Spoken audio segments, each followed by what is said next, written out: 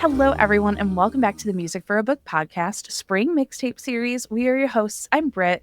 And I'm Hannah. And we are bringing you along for some fun remixed episodes leading you up to season 4. Yes, and this week we're saving a horse, riding a horse over to Rebel Blue Ranch. We're chatting all things Rebel Blue by Lyla Sage. Yes, adore this series so much. And we'll be splitting each book of the series into its own section and, of course, assigning a song to it, talking about our favorite moments, and ranking the series now that all 4 books are out. Yes.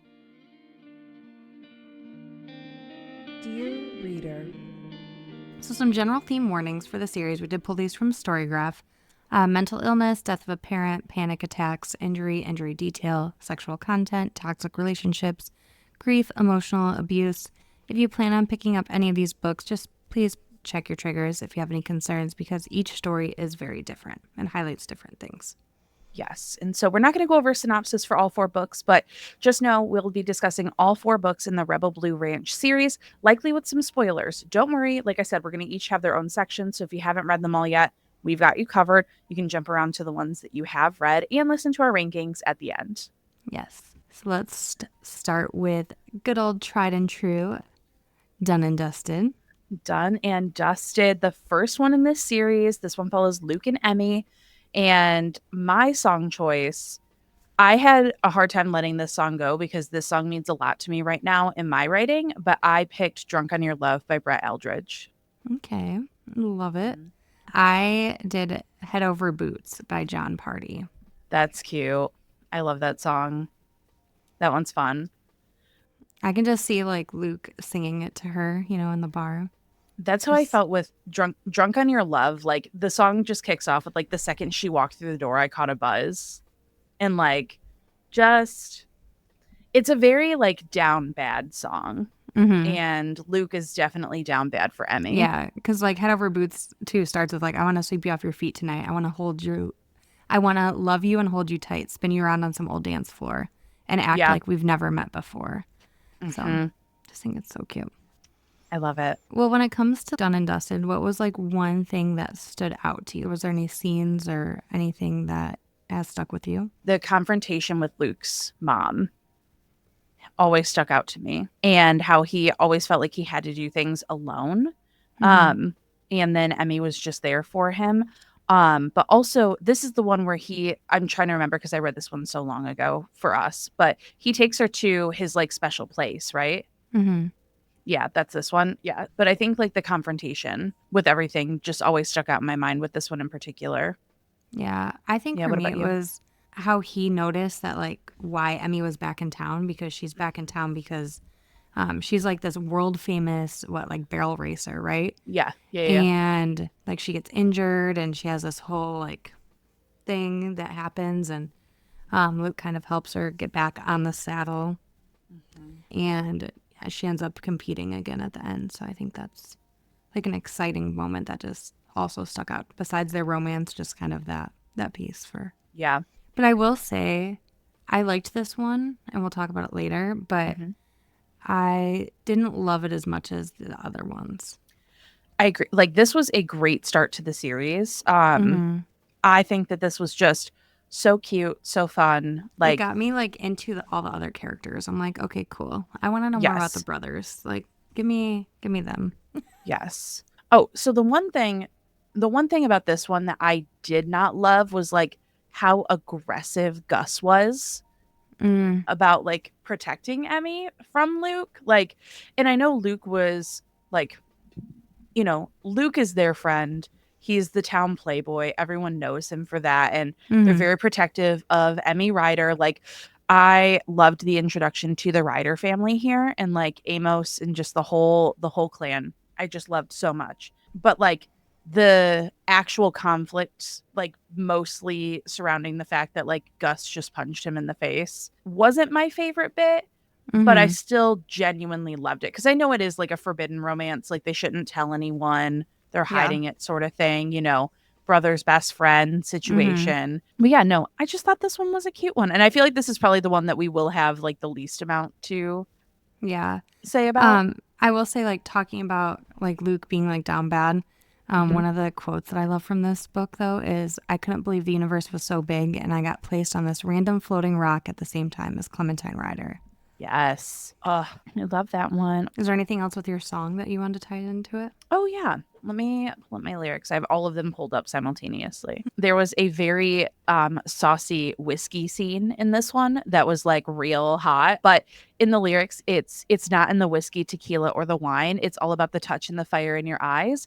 It gets me fumbling, always stumbling through a haze. I got plenty to do just laying here with you all day. I don't know. This one is just such like, wish I could bottle you up and drink you in all day long.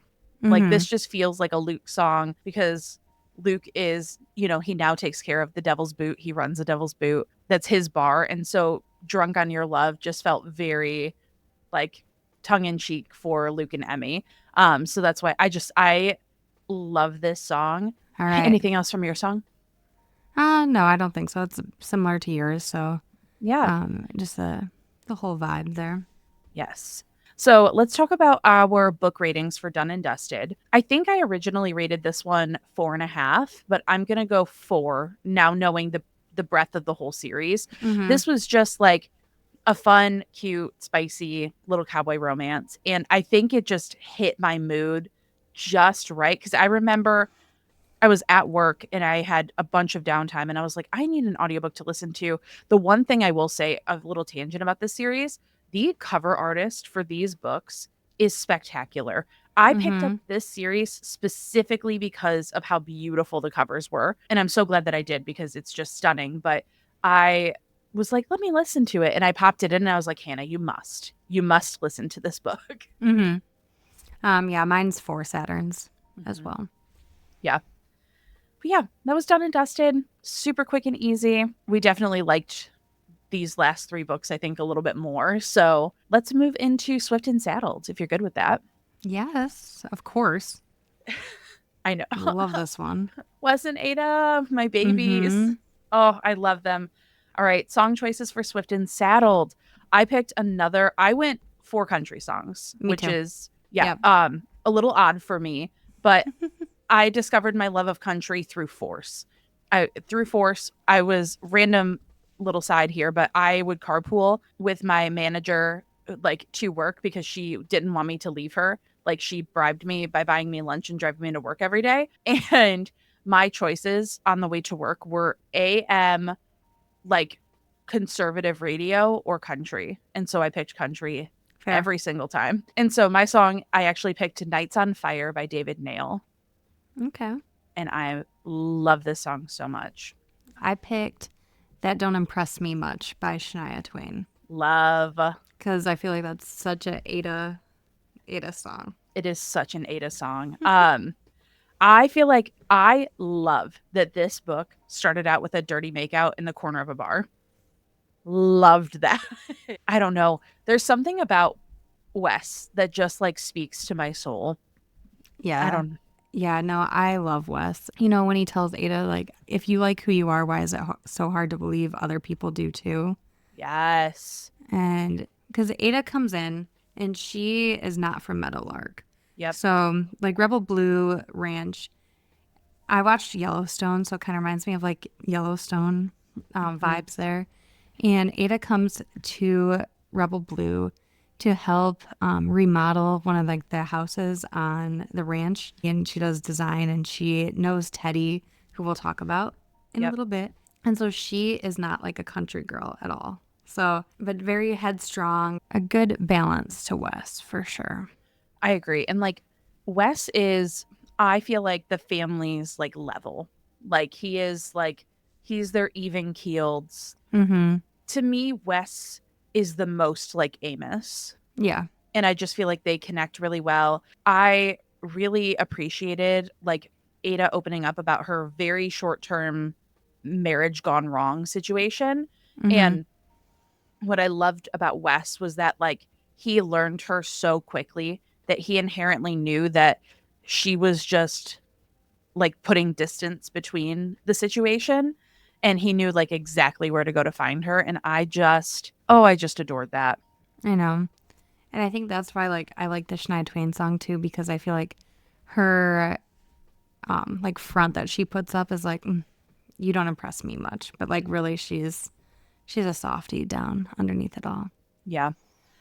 And I loved the contrast of like the dark-haired tattooed interior designer like stumbling into Meadowlark, and I just loved it so much. There was a, I think if I'm remembering correctly, there was a mirror scene with Wes and Ada that was real good, real spicy. But like the baby cow.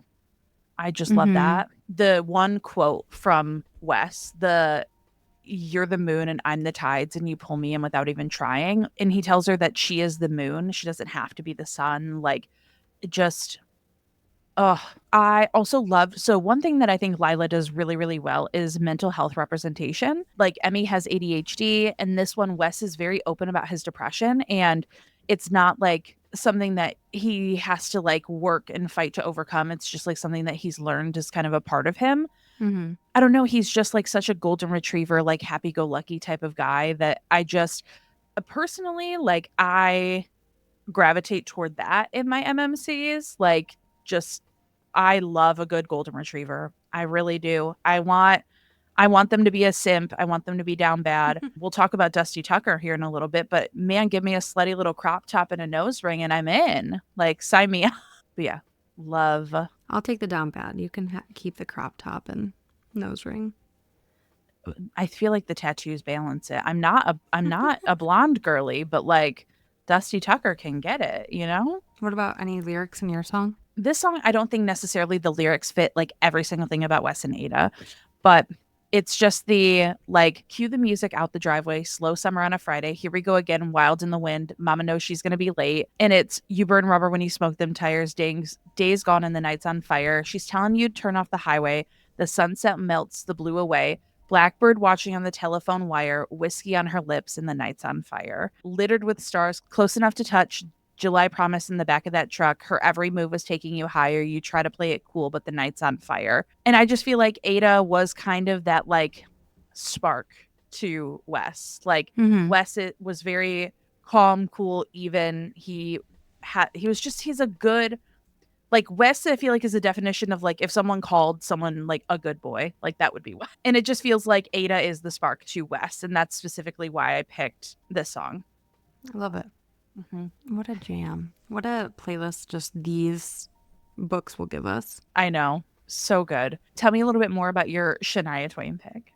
I mean, I feel like I covered a lot of it. There's not really like certain lyrics that stood out. I think it's just the vibe, and I think it's definitely almost the country that she would listen to is like that 90s Shania Twain version.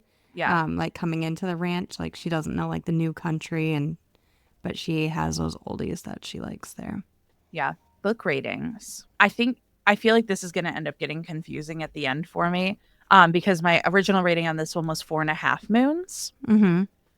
But I feel like this one holds like a place in my heart. I think inherently Lost and Lassoed and Wild and Wrangled were better books, but this one like hits my heart differently, if that makes sense. Yeah. Yeah. The 4.5 moons was my original. And I think we're going to stay with it. I don't know. We might change them when it comes to the ranking. We'll see. Yeah. I think 4.5 is where I land with this one too. So cute. And then we move into the feistiest one of the bunch. Our loath to love Teddy and Gus, Getty, and I was if you like will. waiting for this one because in like the first two books, like it's like hinted at, like there's something going on, and I think like Ada like clocks it immediately too when she gets there's like something going on between those two. Yes. So I was very excited for this one to come out. Yeah. And it just, I don't know. There's something about these books. I feel like they're just so like bingeable, consumable. Like I want to be in there. I'm not an outdoorsy person, but take me to Meadowlark, Wyoming, anytime, any place. Like I have never wanted to be on a ranch once in my life. I can genuinely say that I've never aspired to be on a ranch, except when I'm reading this series. I mean, I wouldn't want to like live there. I'm also allergic to horses, so probably not the best place for me. Yeah. But I would love to go. I would love to be on a ranch.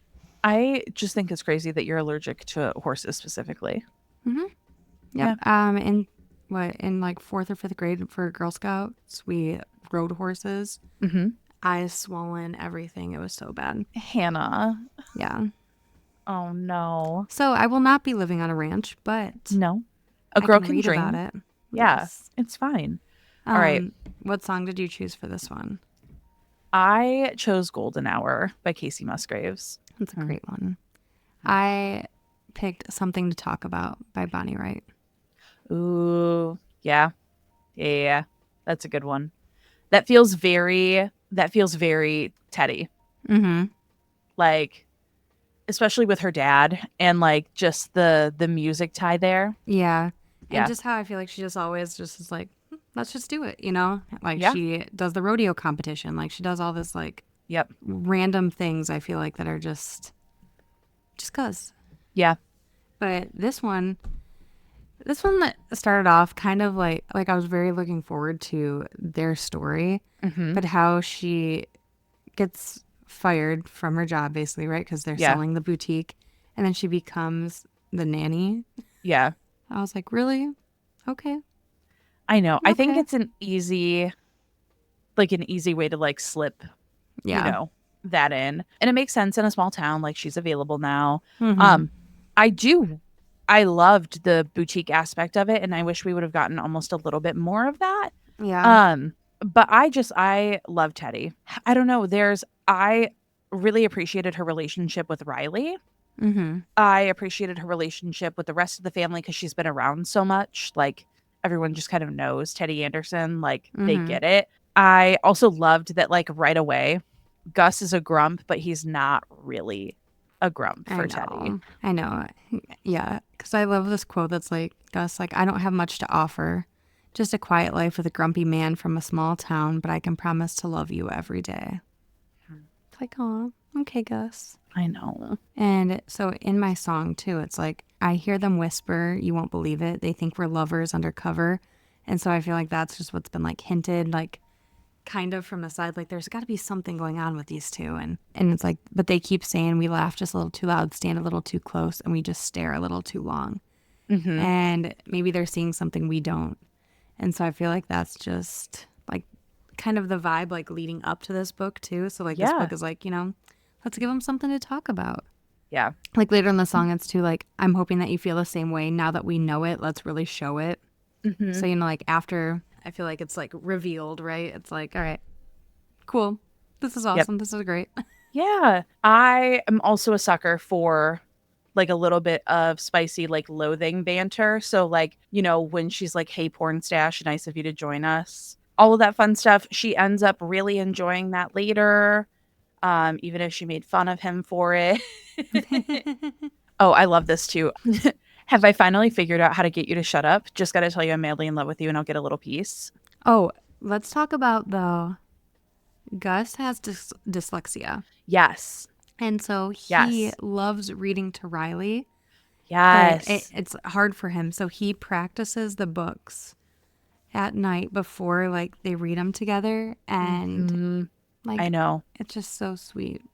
I know. I love his relationship with Riley, also his relationship with Cam as a co-parent. I really enjoy. I think the familial ties and the family like bonds that they have as the Ryder family are one of my favorite parts of the entire series. I think she tied that together so incredibly well. All of the pieces and like Ryder Day, and I don't know. I love how seamlessly everyone blends together, and I think that there are enough distinctions between them to like make them their own characters that can stand on their own, but also the ties that keep them together. Like you can see the inherent teachings that like their mom instilled into them before she passed, and the things that like Amos brought to the table as a father figure to his kids. Like you can clearly see those ties all throughout. And he's also, I think Amos is one of my favorite characters. Like I just love that he subtly knows everything, even though people think he doesn't know anything. Yep.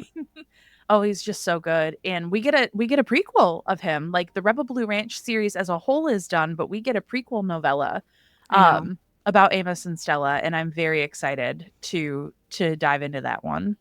Me too, because we hear bits and pieces of like their love story and just But to have like the kids find their love the way they did, like their story's got to be so special to Absolutely. get us there, to build this family. Yeah. So Golden Hour, I just think like all that I know is You Caught Me at the Right Time. And I feel like they shared their kiss. They have a little bit of an age gap.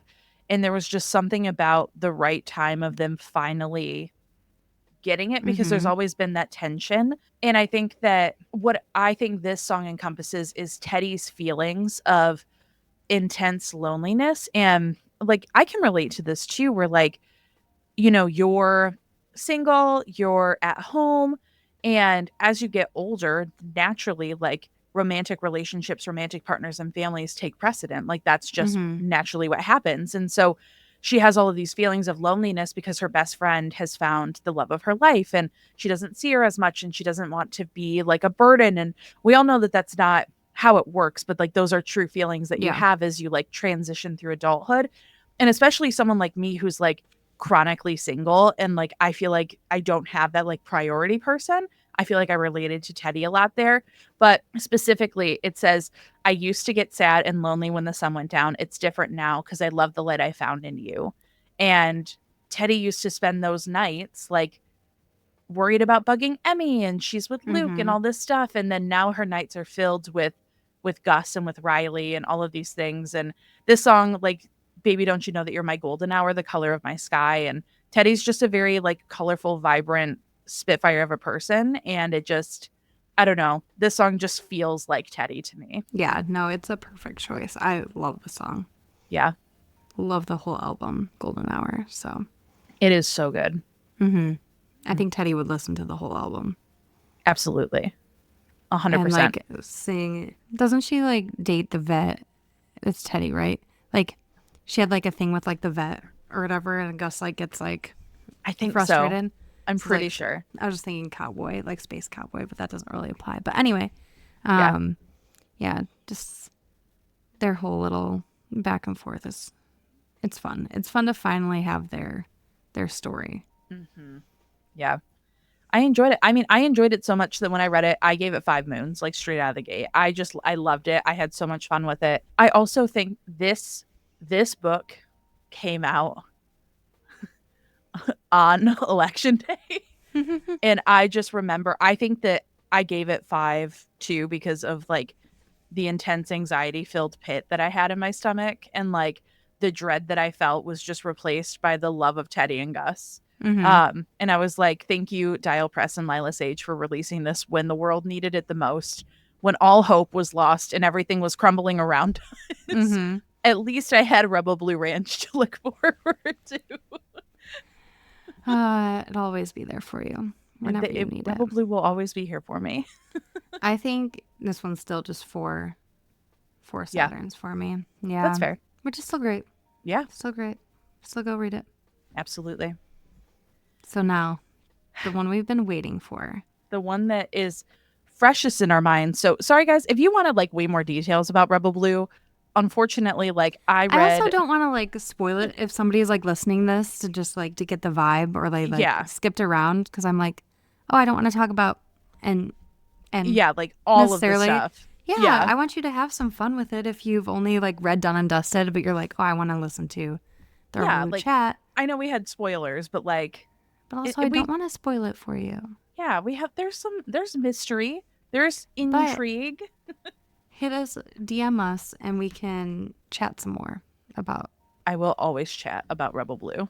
Anytime, any day. Yep. But now we're on to Wild and Wrangled, Cam and Dusty's story, the 4th and final in the series here. I want to hear your song choice first this time. I picked She's in Love with a Boy by Trisha Yearwood. Cute. That's adorable. I picked How Not To by Dan and Shay. Okay. I haven't listened to that. Yeah, we'll go over that here in a second. But this book took us on a journey. Like, this book has flashbacks. This book has a lot of raw and real moments. Yeah, I just, like I said earlier, I love a slutty little crop top and a nose ring. Like, why not? Tattoos. We love to see it. I think that Cam's family history was tough. Like, and you can just see like the warmth of getting swept up in Dusty's family, like, and how sweet that was. I don't know. This one just like the other books, I loved being at Rebel Blue, and I love that. This book felt like I was coming home, if that makes sense. Yeah, definitely. It was, I feel like the build up, because you met Cam so early on and like hints of Dusty, and like, okay, these guys have to end up together. And in Lost and Lassoed, like Cam's engaged. So it's like, I was like second guessing myself, like what's for going to the happen. second. Yeah.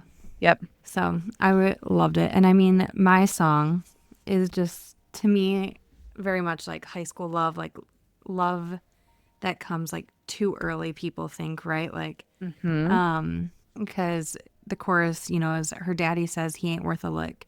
When it comes to Brainy, got the short end of the stick. But Katie's young and man, she just don't care. She'd follow Tommy anywhere. And so I feel like that's them in high school, right? Is right there. Just that, like, Yeah. she would go with him anywhere. And, you know, even if they have to run away, she's going to marry that boy someday. And it took them a while. To get married, but Yeah. they did. Yeah.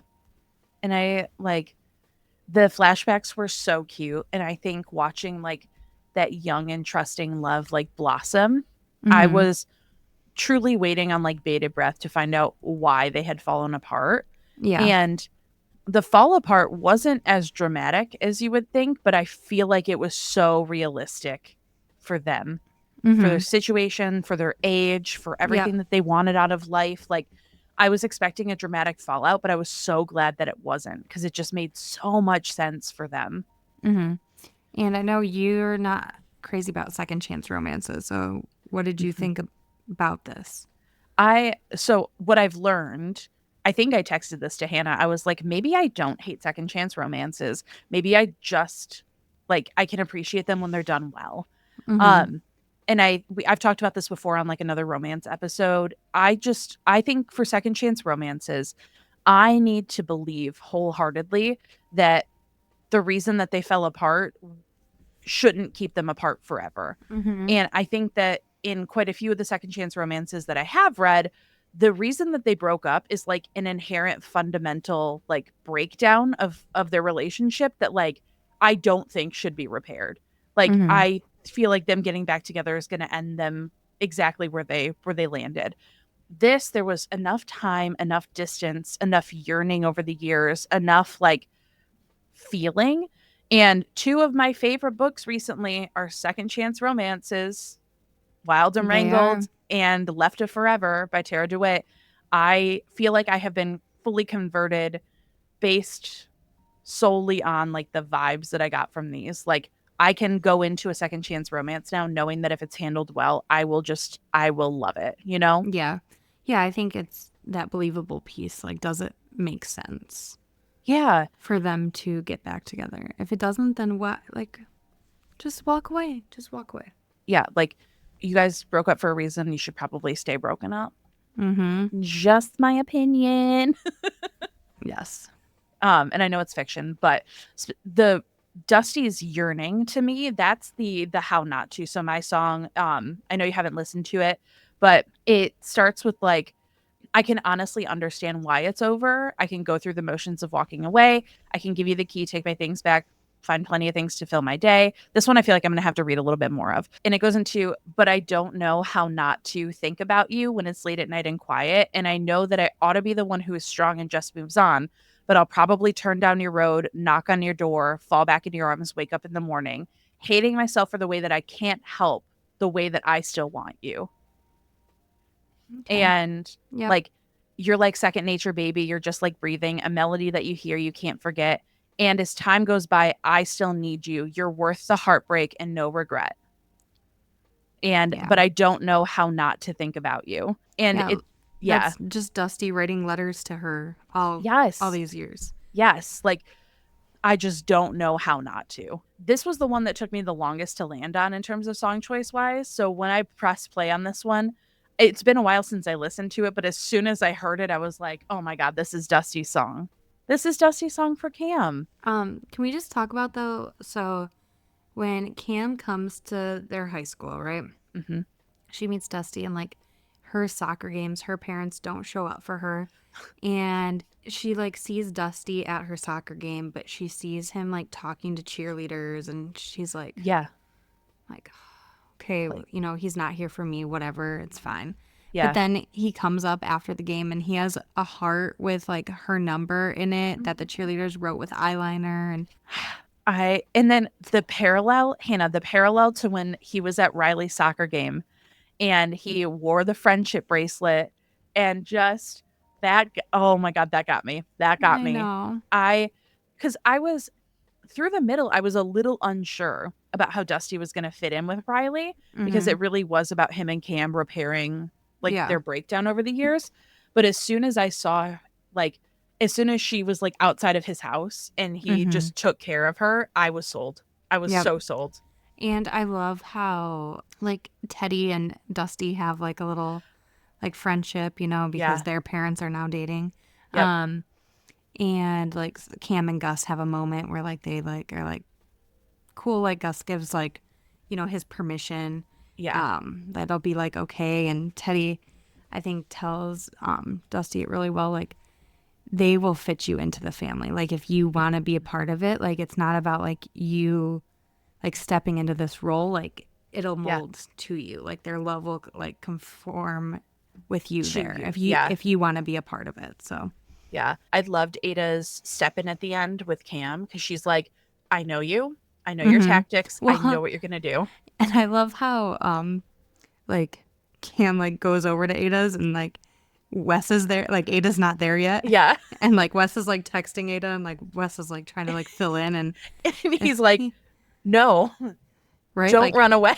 don't be scared. How did you know I was scared? Ada said you'd be scared. Like it's just the way that he handled that. I don't know. It was just, it felt like a great conclusion because these characters, like I said, we've known since the beginning.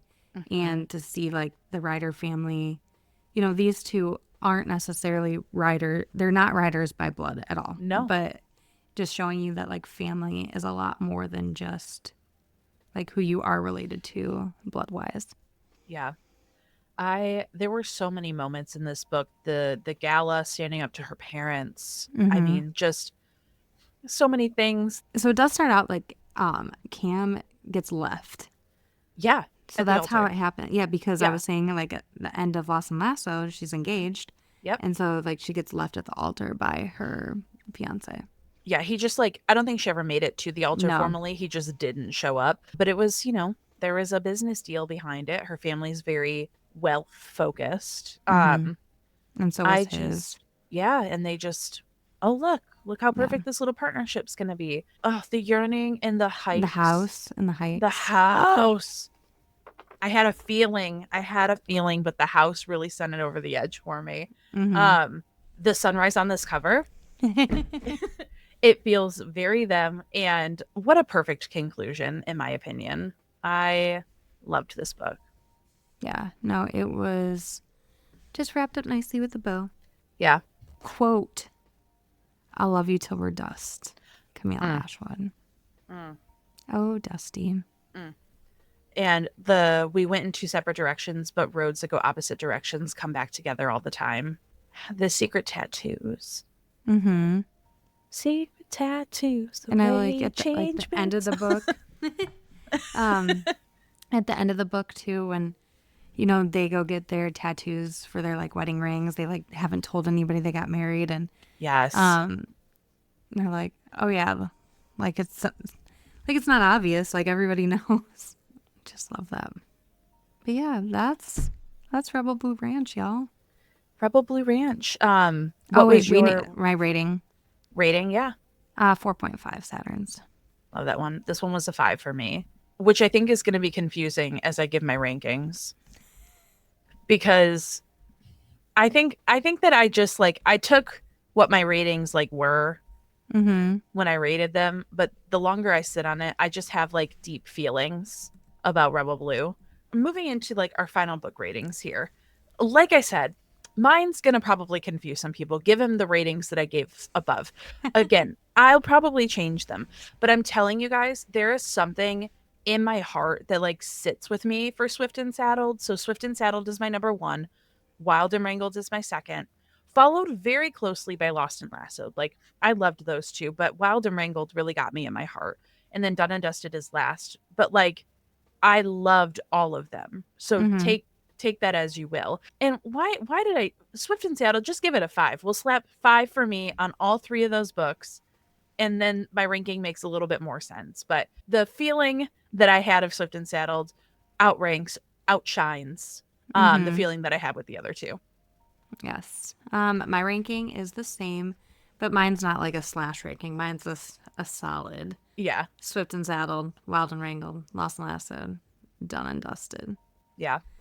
And Done and Dusted will probably be moved down, and the novella will probably sneak into either the 1 spot or the 2 spot for sure once we get Stella and Amos's story. Absolutely. And that was officially Rebel Blue Ranch. Thanks so much for joining us on this spring mixtape where we just yapped about this series that we love so much. Yep. And we also don't necessarily recall everything for these books. Yeah.